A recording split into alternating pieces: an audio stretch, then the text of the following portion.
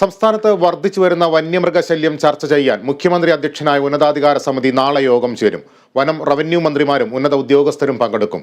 വന്യജീവി ആക്രമണം കൂടിയ സാഹചര്യത്തിൽ പ്രതിരോധ നടപടികൾ യോഗം ചർച്ച ചെയ്യുമെന്ന് മന്ത്രി എ കെ ശശീന്ദ്രൻ അറിയിച്ചു. മുഖ്യമന്ത്രി ചെയർമാനായ ഉന്നതാധികാര അവലോകന സമിതിയും ഉന്നതതല ഉദ്യോഗസ്ഥ സംവിധാനത്തിൻ്റെ സംയുക്ത യോഗം മുഖ്യമന്ത്രി നാളെ രാവിലെ അടിയന്തരമായി വിളിച്ചു ചേർത്തിട്ടുണ്ട്. അക്രമസംഭവങ്ങൾ ആവർത്തിക്കുന്ന സാഹചര്യത്തിൽ പ്രതിരോധ നടപടികൾ കൂടുതൽ ഫലപ്രദമാക്കാനുള്ള നിർദ്ദേശങ്ങളാണ് ഉയർന്നു വന്നിട്ടുള്ളത്.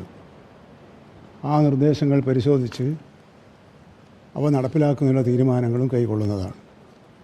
എന്നാൽ കാട്ടിൽ നിന്നും ആന ഇറങ്ങി വരുന്നത് പ്രതിരോധ പ്രവർത്തനങ്ങൾ കൊണ്ട് മാത്രം തടയാൻ കഴിയുന്ന ഒന്നല്ല.